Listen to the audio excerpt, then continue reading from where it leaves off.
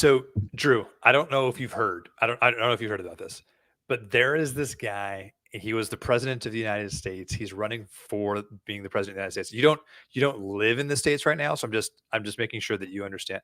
Yeah. So there's this, and his name is Donald Trump. You may have heard his name, and you may have heard of this thing that happened to him 7 days ago. I'm not sure if you. I'm just going to here to inform you. Just make sure that everybody's on the same page here. It's been 7 days since someone tried to kill him, and they shot at him, and he avoided death within probably a centimeter. It's probably a centimeter.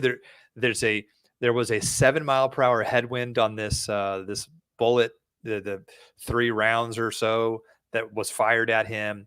And in fact, actually, 7 mile per hour headwind. If there's a 6 mile per hour headwind, he's probably dead. Also, even if in combination with that, they've done all the sort of digital recreations of this, and he turned his head at just the right moment to avoid death, just the right moment. And it was because he was looking at a screen.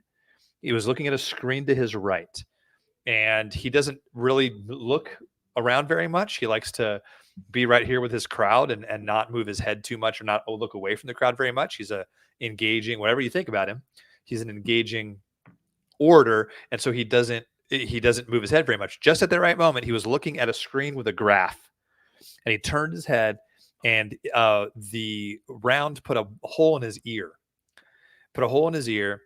He stood up. He went down, realized he had been shot, went down. The Secret Service covered him. And then he gets up with blood on his face and pumps his fist and says, "Fight." I mean, he looked awesome.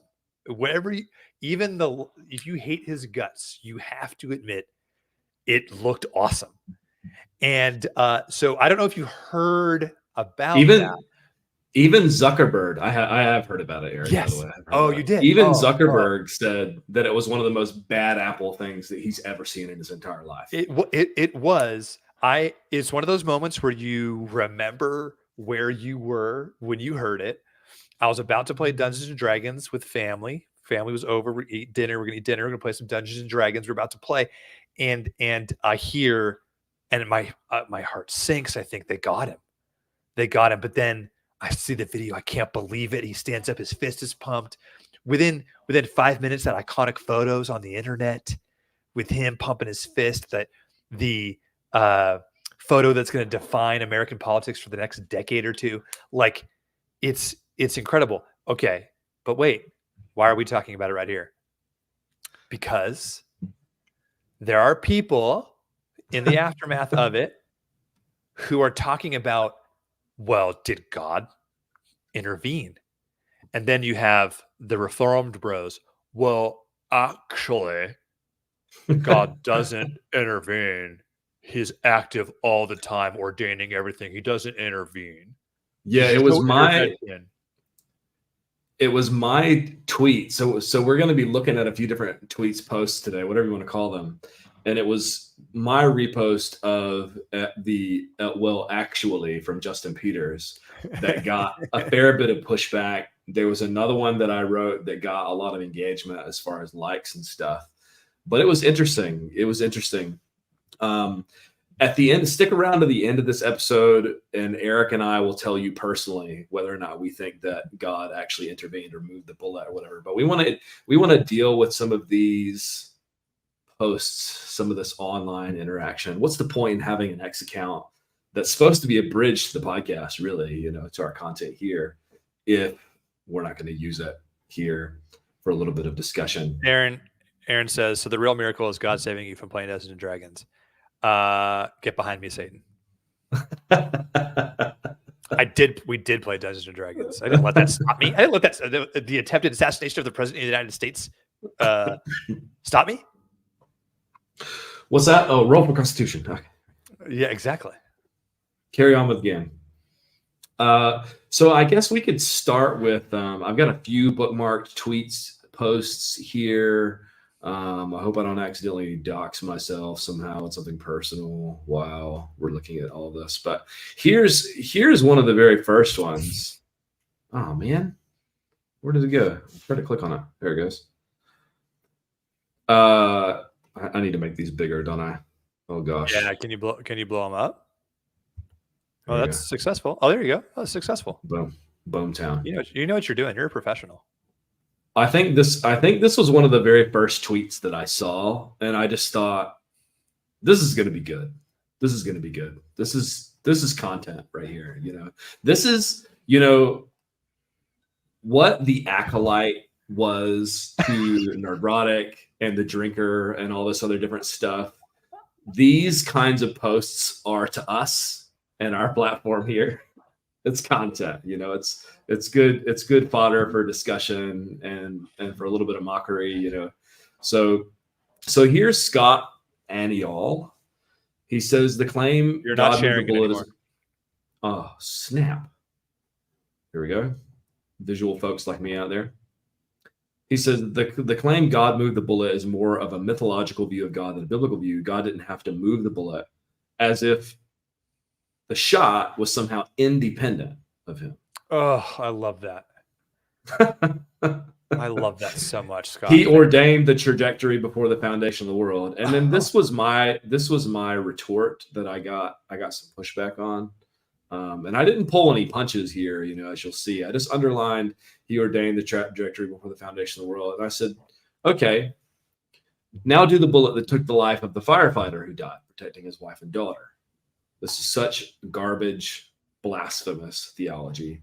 And, I used strong language here. And when I say blasphemous theology, I mean that it's speaking evil of God. It's slandering his good name. And so, it's just so, all you have to do is say the quiet part out loud was the point of this tweet, was the point of my repost, was just say that about the victims, say that about the dead.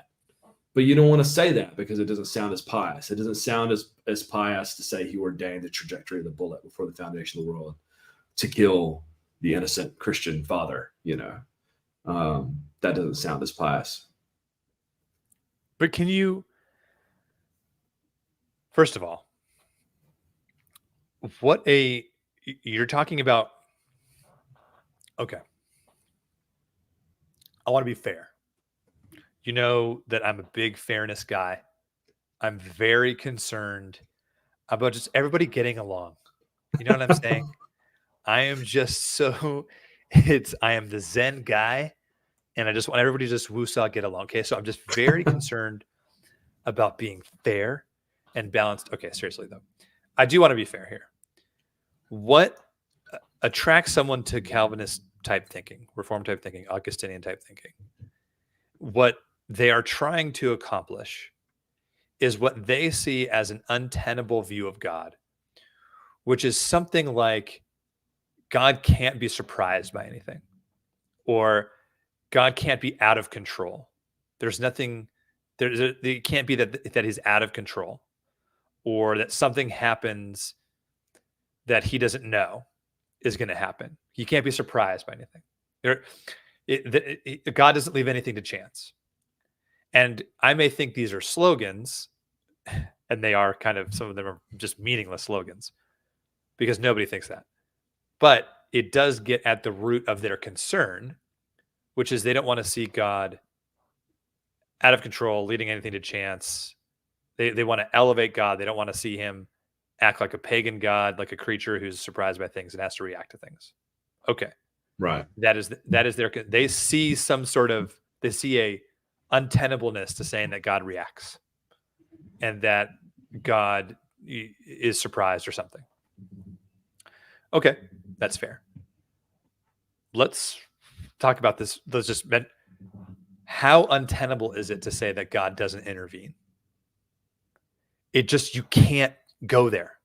You can't go so far in the other direction that you say God doesn't intervene in it, or can't intervene in his creation, doesn't intervene in his creation. What does the word miracle even mean then? It makes hash of all. What is the incarnation? I was going to say, isn't our faith based upon God's intervention in human affairs and him taking on human flesh to save us. You just can't It's like go the that centerpiece. far and say God is unable to intervene. God doesn't intervene. It's too far. You have to pull back from that line and figure out some other way to describe God's interaction, because it is biblically impossible, logically impossible. It's not Christian to say that. It's not the Christian worldview to say that God can't or doesn't intervene in his creation. We have to pull back from that. Yeah. It's definitely going too far in the other direction. And that's one of the takes that you'll see here in a moment as I was engaging with a guy named Tim Whitaker, who runs the New Evangelicals account. And I was basically explaining to him that it was a false dichotomy. You'll see this tweet come up here in a moment. First of all, I wanted to thank Aaron for his super chat here. He's got something on D&D. While you nerds talk politics and D&D, I'm going to go organize baseball cards and read comics. Hey, that's solid, man. That's fair. There will be very little discussion of politics here, by the way, unless you think that theologically weighing out on whether or not God saved Trump is politics, which I mean, I guess it kind of is. I don't know. Here, let's go back to the tweets. How do I put this up here? So that was this one, he ordained the trajectory. And then this, as if the shot was somehow independent of him. So the shot, the murderer, his intentions, none of that was independent of God. I mean, say it louder. Oh, by the way, this is a great, I don't have the 3D thing. Can you see this, Eric? Yeah. Everybody see this? This is a great illustration of what happened. And you can see him grab his ear. I just got to say, Eric, I'm not sure if I told you this, but when I honestly, this was so okay. I got to go on a little bit of a rant here, but this moment was so epic when he stood up and he had blood coming down from his ear and he pumped his fist in the air, that I thought, okay, I'm not that kind of conspiracy theorist. Like, somebody took a shot at him. They missed. Somebody took a shot at him. They missed. He ducked down and then he came back up. And I thought, there's no way. They put blood, like fake blood, on his ear or something. He was like talking down there and he was like, listen, put this on my ear and I'm going to pop up and I'm going to pump my fist in the air. It was just so epic. And then I saw this clip that I just showed you guys here. You can see him grab his ear and go down. There's no way that level of orchestration. Well, there's actually now video from the other side that in slow-mo you can see the bullet punching hole in his ear. You can see it happening. I haven't seen that. There's a moment frame to frame where there's a frame, his ear's there. There's another frame, his ear has a hole in it. Wow. Yeah. So definitely, what looks like at least could be right providence of God. We're not eliminating that from the possibilities. Okay. But here is Justin Peters' take. And this is what Eric was referring to earlier about intervention. So he says, so many are saying God intervened and saved former President Trump's life. I get the sentiment, but I do not believe God intervened here or ever for that matter. Let me explain. To say God intervenes is to imply that most of the time God is up in heaven twirling his anthropomorphic thumbs without very much to do. Every once in a while, he sees little things. Yeah, and so this is the beginning of the false dichotomy, right? Like, this is like, if you say and we'll see, here's Justin's alternative. Let's keep reading. So every once in a while, he sees things getting out of balance and off kilter, so he reaches down to intervene and get things back on the right track. But that is not the picture. So get things back on the right track. Keep that in mind. Hopefully I'll remember to come back to it. But that is not the picture Scripture paints of God. God is not only the creator of the universe, but it's also its sustainer, as Hebrews 1:3 states that Christ upholds all things by the word of his power. Every atom in the entire and incomprehensibly vast universe is being held in its proper place this very moment by the constant exertion of God's power. There is never a time when God is not working. There is never a time when God is not sustaining. If God were ever to cease working, even for a single millisecond, the entire universe, right along with you and me, would experience instant decreation. Everything would cease to exist. Did God protect Trump's life yesterday? Yes, of course he did. Was that his intervention? To be theologically accurate, no, it was one fleeting moment and one tiny expression of his unceasing work, providential rule over and ongoing sustainment of his own creation, Selah, which is a phrase that means like, wow, just think about it. And so I reposted this saying here, I gave him a too long, didn't read. God doesn't intervene because he has predestined everything already, which is a pretty crude, summary of what he said. Hold on. And then he says, and then I said, and we are the ones who get called deists. At least we believe in divine intervention. So now I realize that that Justin Peters wasn't saying God has predestined everything, and now he just sits back and lets it transpire. That's not what he was saying. But the argument is that if you're saying that he doesn't intervene and he has predestined everything already, then the argument is that God's settled everything. It's all fated, and there's nothing that God is changing or recourse directing. And that reminds me of what he said here. The implication here, and this is the untenable nature of the deterministic position. I highlighted it, but it went away. Hold on. Oh, it's not. That's weird. It's not back showing on the right track. highlight. It's right there. Yeah. Okay. Every once in a while, he sees things getting a little out of balance and off kilter, so he reaches down to intervene and get things back on the right track. So the implication here is, ladies and gentlemen, boys and girls, that everything is already on the right track. Always. He doesn't need to get it back on the right track. Never mind the fact that Jesus prayed, "Thy will be done on earth as it is in heaven," as though there was a disparity between God's perfect will being done in heaven and God's perfect will not being done on earth. That much would be obvious to most of us, right? So that's what I said to this, and I got more than a little bit of pushback, people saying that I was misrepresenting him, because he's not saying that God just sits back and does nothing. He's saying God's actively doing all of that. That's worse. You do realize that's worse, right? That's worse. Any thoughts on that particular comment, Eric? But you don't get to just use the word active. You don't get to describe something utterly passive and then use the word active and then go, but I didn't say it was passive. That's not how these things work. If you want to be, that's one of my issues here, is that there's this special pleading that Calvinists want for their theology that nobody else gets, which is that, you actually, what we say, you have to take what we say, actually, and you need to believe us when we say things. And so when we say it's active, we mean it's active, and you can't criticize it for sounding passive. And when we say that God ordains whatsoever may come to pass, but without the author of evil, when we say without the author of evil, then you can't criticize us for actually describing God being the author of evil. You can't do that. And so there's this special pleading where logical inductions and deductions aren't to be applied to their arguments. So Justin Peters is describing passivity. He's describing it. He is saying God decided everything that he's already going to do, and he's sustaining it. I think sustaining is passive. He's using the word sustaining. That's passive. Actively sustaining. Okay. It's the same. It's your sustaining. You could use the word actively. That doesn't change the fact that all you're saying is that God already made all his decisions, and then he's sustaining everything as it happens. It's going to happen. It's not going to happen any differently. You use the word fated, and they will hate you for it. But it's all going to happen that way. You're describing something passive. You're saying he's not active. You're saying he's not intervening. Intervening is action. You're saying he's not acting. You're saying he already decided everything and that he is sustaining and upholding everything. That's not action. So you're describing something passive, but you're God's not going from an inaction to an action. He's not going from potentiality to actuality, actually doing something. No. It's all act.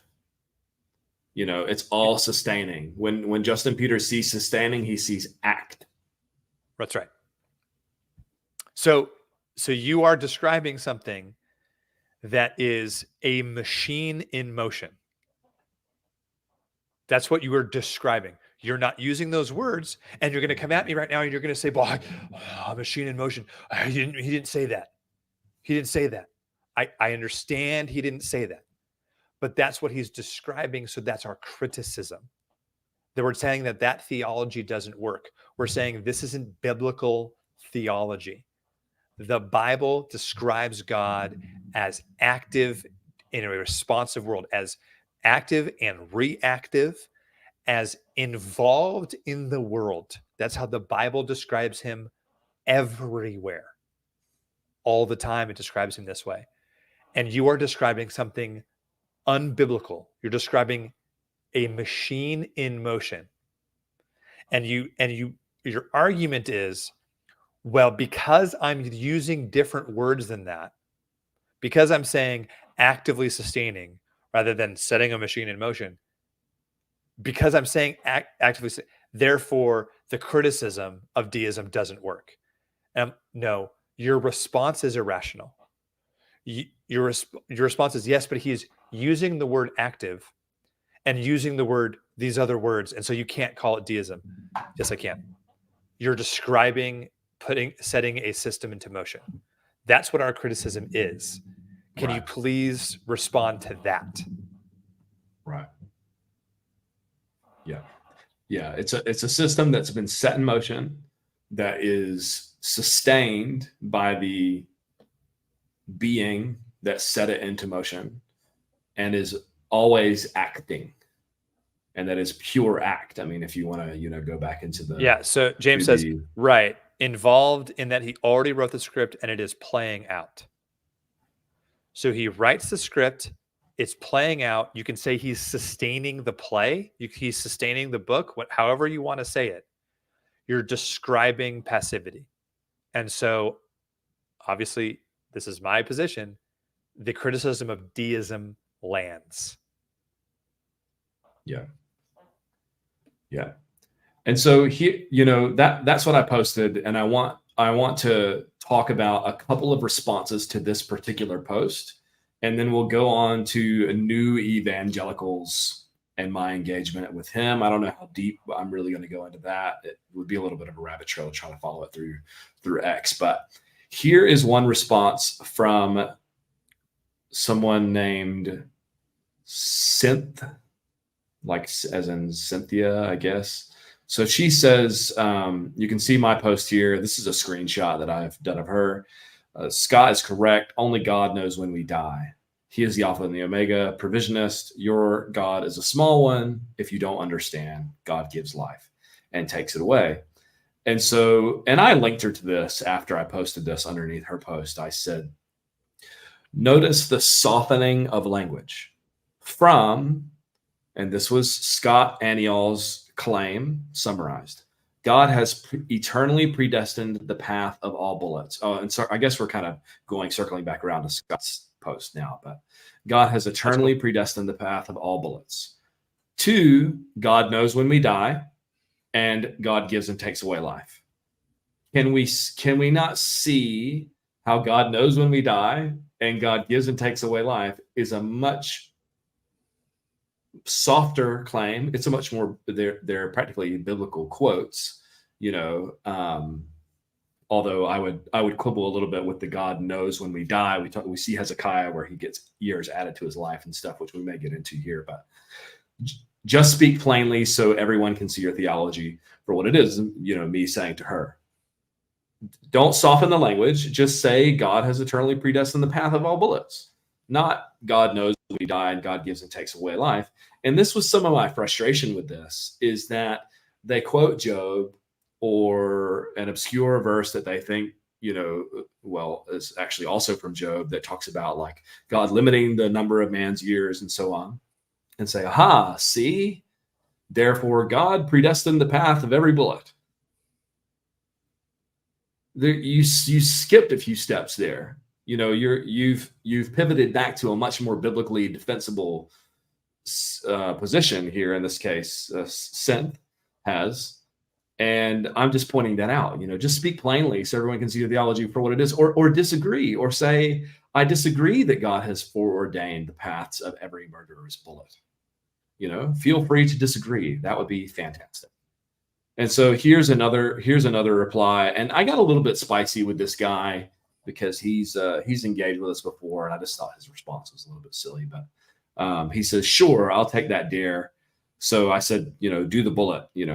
Talk about the firefighter. I'll take that dare. Just like he ordained the calamity that befell Job and his family, David's child dying due to David's sin. The list goes on. You either don't think before making this tweet, or you have a problem with the Bible. And I feel like irony, projection, you don't think before making this tweet. Like, do you? He's given the examples of God, and here's, well, my response will sum it up shortly. So I said, this reply is a joke, and your theology is a joke. Stand by what I said. And here's the good old reliable Phoebe and Joey meme, where she's quoting from Job: "The Lord gives, the Lord gives, the Lord and the Lord and the Lord takes away, takes away. The Lord gives and the Lord takes away. The Lord causes sin."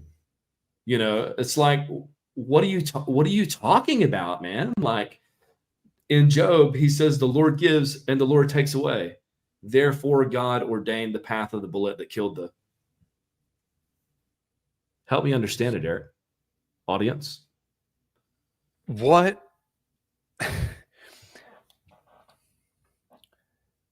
Do I need to respond to that? Do I need to give a more robust, in his tweet, he's contradicting himself.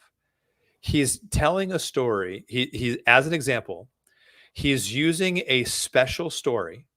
It's a story that is out of the normal. And this story is out of the normal because David is the king of Israel who committed an egregious sin. And because of that sin, God responded by killing his infant son. That's intervention.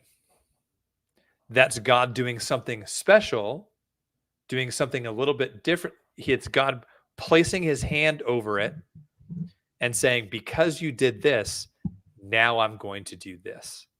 That's intervention. The Job story, whatever you think about it, if it's poetry, it's an epic poem, whatever you think about it. The Job story is Satan going to God and saying, that dude, you think it's faithful? He's not faithful to you. It's because you've blessed him so much. His life is so superior. Strip it all away and he'll curse you. So from Satan's request, God intervenes and changes things. Goes like, I'm going to do this now. And does it. He makes these things happen in this sort of special way, such that the story of Job, such that the story of David and his son happens. This contradicts him. As opposed to God pre-planning it, making sure that David sins in this particular way at this particular moment, and then bringing the discipline on him for having committed that sin, because even though God foreordained it, he was still responsible, all to teach David and us a lesson about how adultery is bad. And you're right, Satan. You're right, Satan. It's very coincidental that you're here to talk about this, because I've already ordained that I'm going to. What it makes hash of all of these stories. This is not how the Bible describes God. And I want to say this for our Calvinistic brethren who may end up tuning in. Throughout a lot of this episode, you're probably going to feel like we're misrepresenting you. Here's my invitation. Here's my challenge. provisionistperspective@gmail.com, or you can comment us in the comments. I want you to tell me what we have said is not true. I want you to say, like, no, what you said is not true because, and then you could explain why it's not true. If you don't like the language and the language is too blunt or too crass or whatever, then that's a different complaint. That's just saying, like, what you're saying is accurate and true, but I wouldn't say it that way because it communicates something that's not true. Even if you said, listen, that's true, everything you describe is true, but here's how I would say it in order to communicate better what is meant. That would be fine. That would be a perfect critique. But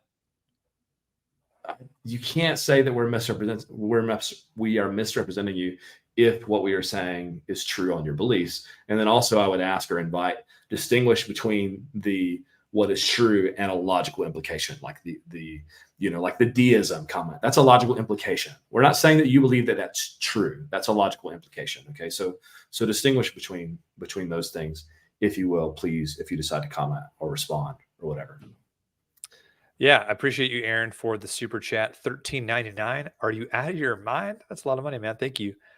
He says, based on Peter's view, the bullet is just as eternal as God and is fated and necessary part of God. There's never a time when God went from not ordaining the bullet then deciding to ordain the bullet.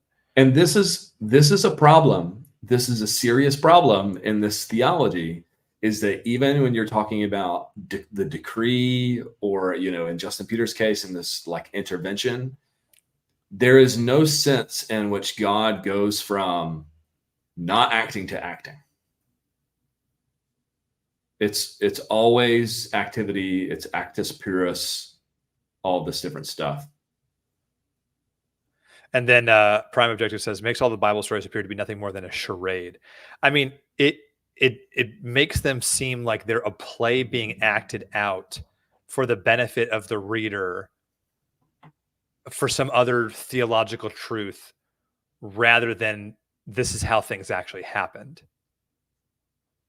That's what. And there's never, and what has frustrated me about all of this, and you guys have heard me say this before, and Eric, this, but like, we could get into the anthropomorphisms, Justin Peters alluded to, I mean, he's talking literal, like, thumbs or whatever. Obviously God doesn't have thumbs, but we could get into all of that. But then if the Bible doesn't speak in this way about God and doesn't express these truths about God, but you're telling me these things over here that, I don't know, impassible, immutable, actus purus, all this different stuff, then why didn't God just say that about himself?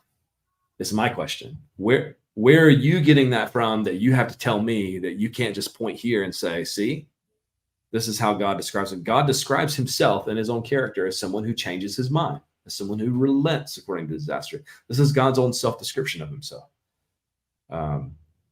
So here we'll move into Tim, the new evangelicals. I assume that he's the main one, or perhaps the only one that's using this account. And he responded to Al Mohler here. And I didn't read Al Mohler's article. I just saw his post and decided to respond. So forgive me if there's some nuance that Al gets into that isn't addressed here. But he says, if it was God's providence that saved Trump, then it was God's providence that guided a bullet into one of his supporters, killing him as he shielded his wife and daughter. That's not a good God, Al. And he does us the courtesy of giving a lowercase g there. We appreciate it. And I responded here. I said, God controls everything or nothing at all is a familiar and harmful false dichotomy at work here. It removes God's ability to intervene. And that was like a direct allusion to this other post that we had just talked about, without also being the author and controller of tragic evils like July 13th, like this shooting. And so my point here was to say that God can choose to intervene and stop a bullet, move a bullet, influence Trump to turn his head, whatever else, without controlling everything. It's a false dichotomy to say that if God's providence did this, then God's providence also did this. And Tim admittedly has a background in Calvinism and stuff. And so maybe some of this is influencing his thinking of this false dichotomy and stuff. And so I engaged with him a little bit on this, and not to get into it, but and Tim has asked to come on our program. If you think that's something that you'd be interested in, maybe we could entertain the thought. But I thought it was kind of outside of our wheelhouse. It's not really something we're experts in. I don't know if the algorithm would really bring viewers that would stay with our content, because that's not really what we're about as far as progressive Christianity and apologetics and dealing with that stuff. But he and I talked about this, and I kept asking him, like, what's your alternative? If your alternative is that God didn't move the bullet, or that God basically cannot intervene effectively, or else he's controlling everything, and then he also intervened over here and did this, then what's the alternative? And he just wouldn't tell me. Like, I asked him, point me to some resources that you have, show, give me a sign of good faith you want to come on our podcast? Show me some of your content. Show me the money. Explain to me your view. And he was just like, nah. And so I don't know that I'm really interested in having someone like that on the podcast that can't even. I mean, I have keyboard shortcuts in my phone that spits out links to our podcasts because I want people to know what we believe and I want to be able to respond to things and stuff. But Tim doesn't appear to have the same concerns in that regard. And so, we can see here, where's his response at? So the other option is that God knew what would happen, but chose not to intervene. I'm not sure how this is a better option. And then this is, we got into it a little bit here. You can't see the difference between knowing and choosing to permit for morally sufficient reasons, and God guided the bullets into everyone. I feel like you guys couldn't see that because I didn't have it on the screen. Here it is. But I feel like when you're so stuck like this, there's a level of moral and intellectual integrity that you lack, that you can't even entertain another idea. And for Tim, it appears to be he just wants to dunk on whatever evangelical Calvinist, Arminian, provisionist belief he can in that particular moment. And then when he's asked for an alternative, he doesn't have one. And I connect with this a little bit. I don't want to go on too much a rabbit trail, but we get criticized for being anti-Calvinist. All you do is talk about the things that you don't believe, you're against this and that, but you don't ever give positive case. You'll see in many of our broadcasts, we articulate a positive presentation of what we actually do believe alongside the things that we don't believe. And Tim was just not willing to do that. And so I kind of connect with that a little bit more, that complaint a little bit more, because all he is against stuff. He doesn't ever actually say what he believes. He won't ever answer me when I say, what is the gospel? What does it mean to become a Christian? And so on. He says, I'll come on your podcast and talk about it.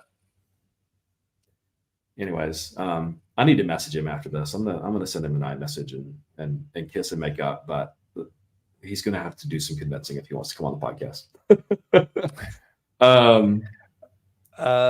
Denise says, I keep thinking of thousands upon thousands of people who have regularly praying for Trump, no effect. Appreciate the $12. That's also a lot of money. I guess that's a really interesting implication for this God doesn't intervene thing, because then you're tacitly admitting that prayer just doesn't change anything. Prayer's all part of the plan. Prayer is just one of those little cogs that he uses as an instrument to see that his will gets done.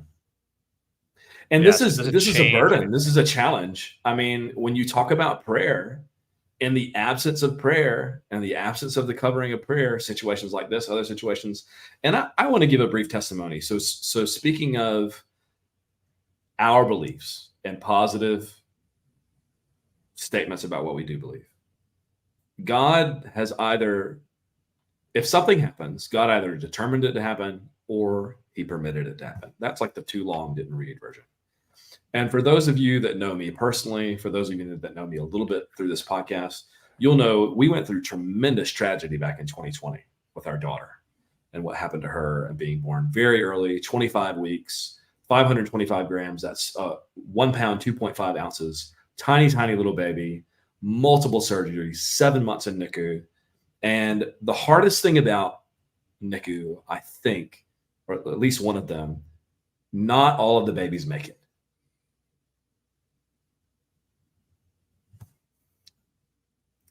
And that, tragedy in this world is something that every Christian has to wrestle with. I don't want to marginalize that. But if you're a Christian, regardless of what stance you hold, you have to reckon with God had the ability to intervene. He could have saved this person or that person or this situation or that situation. Our daughter could have prevented it from happening, could have warned us somehow, all this different stuff. It's had so many different on-flow effects and, years of suffering with tubes and oxygen and all this different stuff. She's a great blessing, but it was a challenge. So you have to reckon with God allowed that, right? And so he must have had morally sufficient reasons for allowing it. We trust in his goodness and so on. So with regards to what Tim is saying and what others are saying, that either God doesn't intervene or he's controlling everything, we all have to wrestle with, in some measure, the fact that God chooses to do some things that he doesn't do others, and we don't understand why. We don't necessarily, and going back to prayer, I guess, was kind of what launched this. So many people were praying for Phoebe, probably in the 1,000, from different churches and all over the globe and different stuff. And I remember in particular, there was one Bubba, his name was Leo, and he didn't make it. And it was very tragic because our family was praying so hard for him. We sent out a chain newsletter to the, our prayer team to say, pray for him. And he didn't make it. And I don't understand why not, I don't understand why not. Was it maybe had more people praying for her? Was it, more Christians praying for her? We don't know. I mean, ultimately this couple, they lost baby Leo, and I think I'm pretty sure it was Leo. And they've gone on to have another child since then. Nothing will ever remove the loss of a child. I've not experienced it myself, but I just know that there's nothing that can remove that. But this is a challenge, right? So there's a level of mystery here. There's a level of grapple, and there's a level of like, we just don't know. And I think that is different from God has predestined everything and we don't know why. All of it's happening according to his plan and we don't know why. Do you think now you can say it? So in the moment, in the light of human suffering and confusion, is the belief God predestined everything comforting? Absolutely. Yeah. Absolutely. I mean, I think in many cases it's self-talk, and a lot of us free will theists, Arminians, provisionists, we do this. It was his time. It was his time to go. And it was like a sinful situation or something that could have been avoided. Well, and it's funny. I experienced that with the death of my friend, right? People saying those things. Well, you just don't know. And it was his time and everything like that. And I'm going like, I don't think so. I don't think so. And that doesn't sit right with me, just to kind of, I in the moment with somebody saying to me, you're trying to comfort me. And I don't think I even talked about it here at all on here, but my best friend died in May. And we knew he was having health problems, but we didn't know how bad, and he hid from us how bad, and he just died one day. We just got this terrible, terrible phone call that he was dead. And in people trying to comfort me, I would hear, well, you just don't know, and God's plan and God's timing and all this kind of stuff. And in the moment, I didn't find any of that comforting. And then I realized, like, even as I'm experiencing it for that person, oh, that's comforting for you. It's not comforting for me. That's not doing anything for me. But it's comforting you to say that to the person who's suffering in front of you. Got it. Right. Got it. Right. Yeah. Yeah. We feel like we need to like fix things and do things. Sure. And say sure. things. And they're just, and they're trying their best. Like, I'm not. And we all do it. We all do it. We've all done it. Sure. Just theologically, there's these things that we say out loud. Like you called it self-talk, or just things that we say. Same thing of the example that I give, and that people have gotten mad at me for this, but it's just silly stuff where somebody sneezes and you say bless you. And I've actually stopped saying that. You're getting a glimpse into my brain. I've actually stopped saying that to people because it comes from this belief that you're sneezing like spirits out, like right. your sicknesses are caused by spirits, right? And so you're sneezing it out. And if I say if somebody says bless you in that moment, then the spirit can't come back in, and like you'll get better because I'm blessing you while you're sick. I'm blessing you. That's where somebody sneezes. If you ever think about why do you see bless you when someone sneezes, that's why, because there's this belief about what the sickness was caused, and you blessing people so they'll get better. And it's like, I'm not gonna say that to people. They're pretty pedantic, but Yeah, we all That sounds have like those things that Eric. we This say. sounds like something that I would do. You're like channeling your inner Drew right now, with the like. Well, actually, since God bless Well, you really means this, I'm not saying it anymore. it's the Key and Peele skit where it's Neil deGrasse Tyson. Have you seen that? What's it like to be married I to don't Neil know. deGrasse Tyson? And it's like, No, I don't think I have seen that one.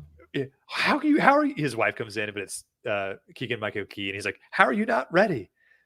You just keep track of anything. And he slowly, you have to look it up. He slowly turns to the camera and says, absolutely genius. And he goes, well, actually, it's the little things that can't be taken care of by definition. And then he just goes into this whole thing about, the universe and whatever, and you can't keep track Yeah. of things but it's, exactly. That's exactly what it is. Yeah.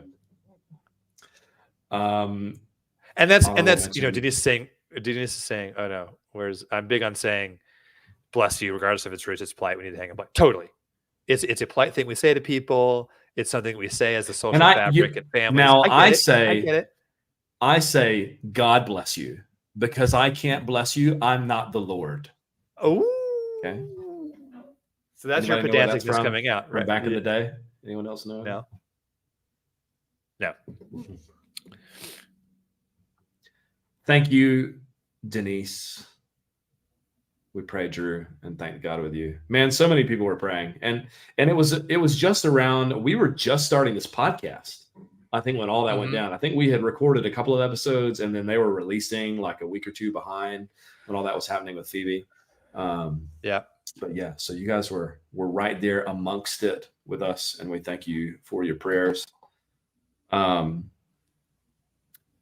So here is some more interaction on all of this with our dear friend Kaio. Before I jump into this, and before I forget, smash the like button. It really helps us. And also, coming soon is a new channel called, tentatively, Provisionist Plays or Provisionist Plays Live. We don't know which yet. And basically, it's just going to be where we hop on. Eric's going to play Diablo 4, D4. Or maybe some survival games. I don't know. Oh, yes. And I play Project Zomboid, and you can jump on there and watch us play and have theological conversation with us. It's going to be pretty informal, just kind of something that we do. We thought it would be good fun. So keep your eyes peeled for the debut coming soon. A Provisionist Perspective sister channel. Project Zomboid, I want to get like a server where you guys can like join in and play with me. That'd be fun. But we'll see. I've been trying to get Warren to do it, and Warren and I's schedules, we just can't line them up. I can't. Basically, we can only play on weekends because he gets out of work and then I'm like asleep, basically. So Provisionist Gaming. There are some polls. If you click our community tab on YouTube and you go back through, you can see like some of the logo. You can see the link there. I was polling for names for the thing, for the channel. So anyways, okay. Our dear friend Caio, the Reformed Brazilian, the 1689 Brazilian is the name of his blog, if you want to check that out. So he says here, in response to this, me saying God controls everything or nothing at all, does God or does he not decide when any person is born or when they die? And so I said, hopefully you guys can read this. In an ultimate sense, sure. He also adds years to people's lives, and as such, their end is not fixed. But why does this entail God controls assassins and the paths of their bullets? This is such a key question here. This was like, I asked this question, and then I went like this, like, I want to know the answer to this question, Caio. Like, why does, in an ultimate sense, yes, God is in control of when somebody dies because he can either choose to intervene and save them or choose not to. Why does that entail that God controls assassins in the path of their bullets?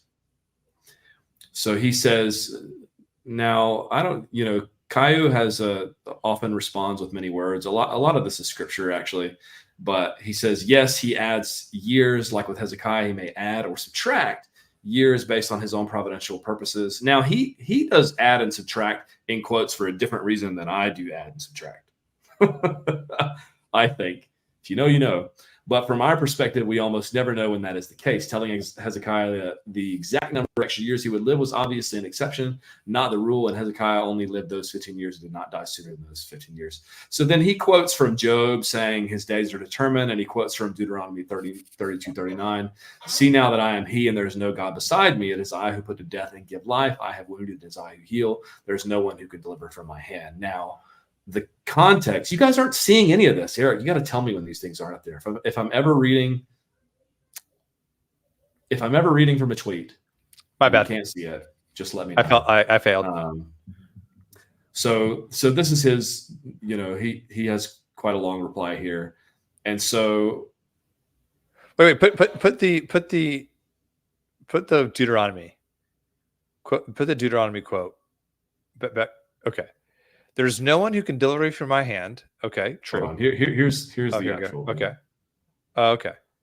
See that I am he, there is no God beside me. Okay. Every Christian believes that. It is I who put to death and give life, I who wound and I who heal. There's no one who can deliver me from my hand. I mean, things all Christians believe. Describing God as the one who brings death and gives life doesn't mean that he determines the trajectory of all assassins' bullets, or that he even determines when all people live and die. I am the one who does these things, meaning he does those things.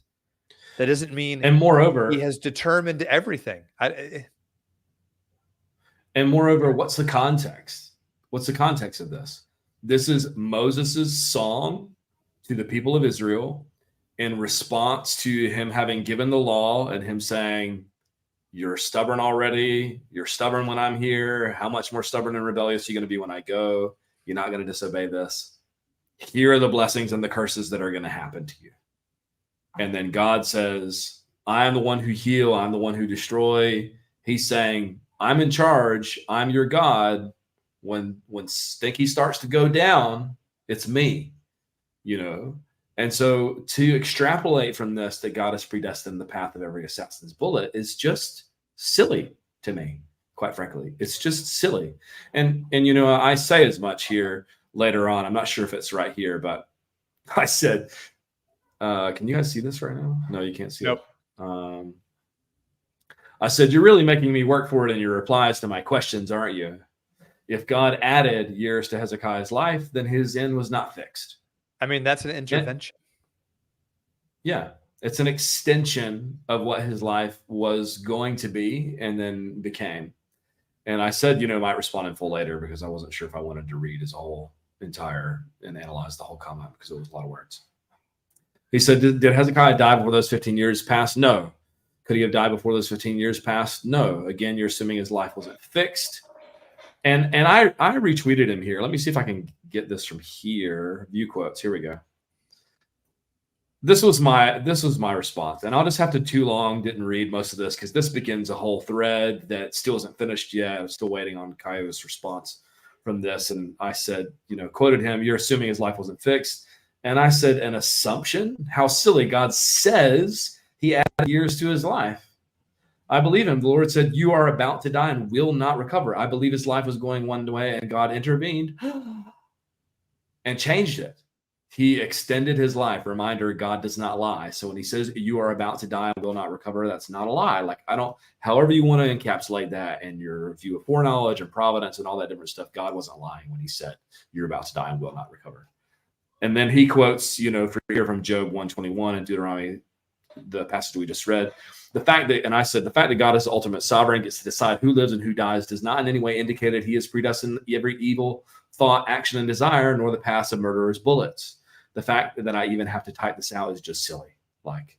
And then I basically explained here to him my view of Job so that no one could accuse me of not giving a positive case, that this passage in Job about God setting limits and boundaries is probably more about God setting the general limits of a man's life than it is about preordaining the exact time span of each individual man.